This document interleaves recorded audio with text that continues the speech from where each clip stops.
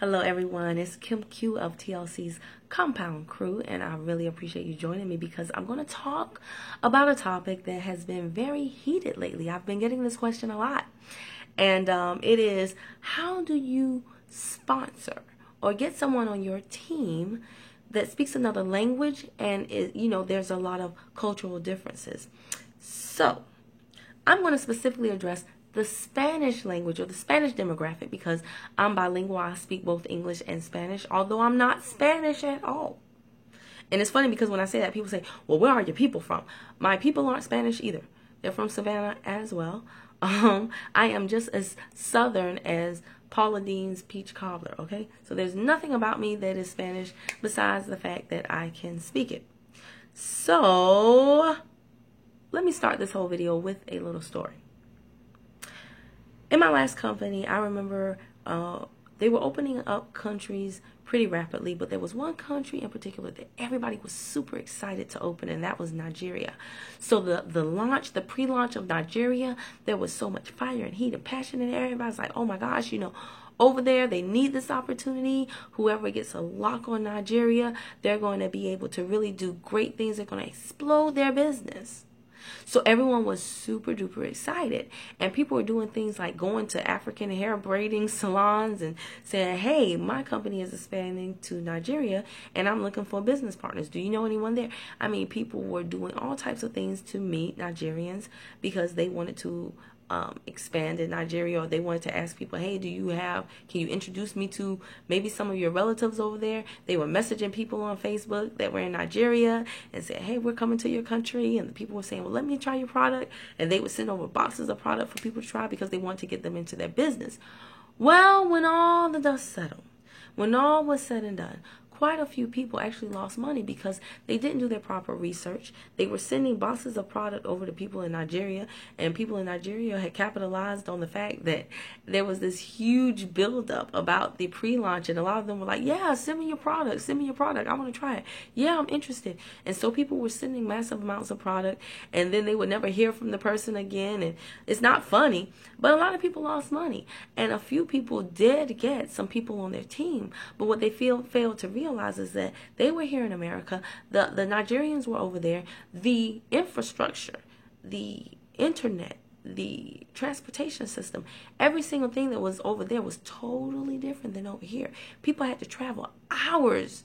They couldn't just have their product delivered to them, but they had to travel hours to pick up their product. And a lot of times the internet would go out, and there were language barriers and there were language differences. So a lot of people worked super duper hard to bring a Nigerian on their team so they could capitalize on the Nigerian march.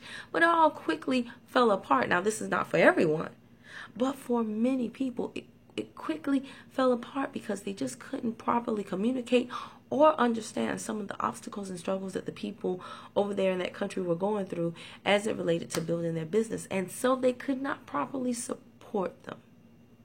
So here is where I'm going with this.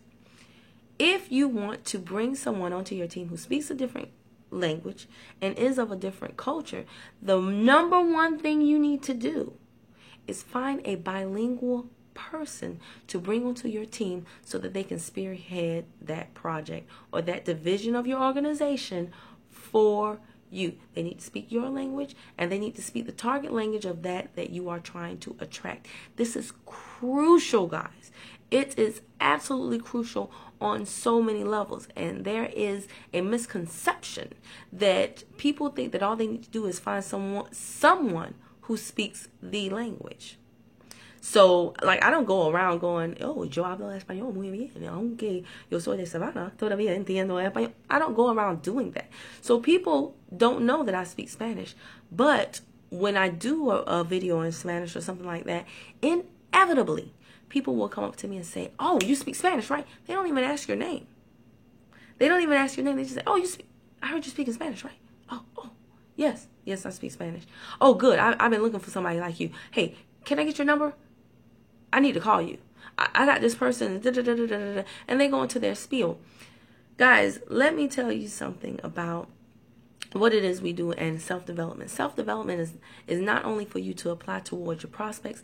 It is a 24/7 thing. Always remember, even when you're dealing with people in your company, that you want to be considerate of them like you would a prospect. You want to build rapport with them like you would a prospect. So the polite thing really to do, and I'm not saying this sarcastically at all, but just really to bring an awareness to the situation. Although you may be excited that you found someone that speaks the language that could possibly communicate with someone that you're thinking about, you want to get to know that person first before you just demand their phone number and say to them, oh yeah, I need you to do a translation for me, because you've got to remember and realize that that person also has a team to support, a team that they're building, and their time is valuable as well. And what a lot of people fail to realize is that sometimes when you're dealing with other cultures, it may a 5 or 10 minute call in English may be a 20 or 25-minute call in another language, because there may be, again, just like the whole Nigeria story, there may be some cultural differences or some nuances or just some different things that have to be tended to in a different way. So before you demand or just assume that someone will automatically help you because they're in your same company, and your company may have a model that is inclusive, like one team, one dream. Don't just throw that around and say, yeah, girl, one team, one dream. Good, you speak Spanish. I need you. Give me your phone number. I got some people I want you to talk to for me.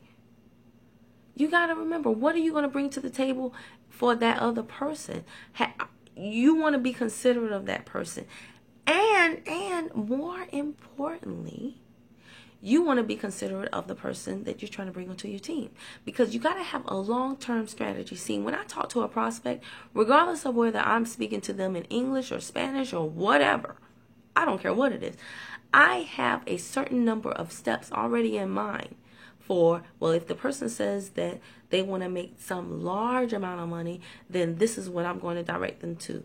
If the person says they've been in my industry before, direct sales before, then this is the person I'm going to do a 3-way call with. I'm going to refer them to do a 3-way call with. If the person is completely new to the industry, then I'm going to have them talk to this person. Excuse me, if the person is a young person, there's all types of things that go into my head. I don't just wing it. I don't just wing it and say, I hope it works out. I'll deal with that when I get to it. No. When I'm talking to any person, I have a strategy in place based on a number of variables for what I already know about them and how they may respond to certain questions that I ask them. You need to do the same thing, because what a lot of people do when they're trying to recruit, I'm going to say a Spanish speaking person on their team, is they just look for a Spanish speaker and they say, oh, I need you to help me walk them through the enrollment process, or I need you to help me get them on the call, or explain how the comp plan works, or explain how the product works, and then help me get them in my business. But what happens after they're in your business? How will you support this person daily? Will you just defer to the person who speaks Spanish and say, hey, I need you to tell them this now. I need you to tell them about the conference call. I need you to tell them about the upcoming event. I need you to tell them no. If that is your plan, that's not a good plan. You never want someone who is cross-line and doesn't have a vested interest in you, your organization, and your personal recruit to act as an intermediary between you and that person. Because if you don't understand the language, then guess what? You don't know what they're telling that person. You don't know where did that hiccup come from. But you don't know if what you're telling them to say to the person is really what they're saying. And that's a dangerous game to play. Very, very dangerous. And again, it's not even feasible. When you're working with someone, you want to develop a bond and a relationship. You want them to have that with you, not with a third party who is in a whole nother line of leadership. So, I know this has been a lot of information.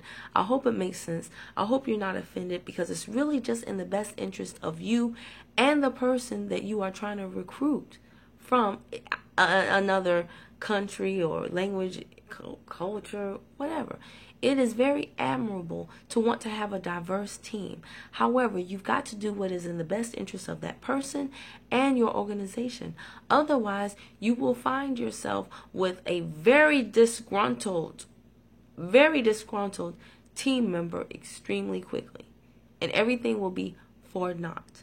So, the best way to get someone on your team who speaks another language from another culture is to start by getting a bilingual person in your organization who is moving in the same direction as you, it has locked arms with you, has bought into your vision, and will concede, will be in agreement with you to share that vision and help you spread that vision to the people on your team, both those who understand your language and those who do not. Anything else, and I so promise you, you are shooting yourself in the foot, and you're setting that new prospect that you do bring into the business, you're setting them up for complete and utter disaster. Okay? All right. I hope you found this video helpful, because that was really my only intention. I am willing to help out people in my marketplace, but first and foremost, I have to serve my team.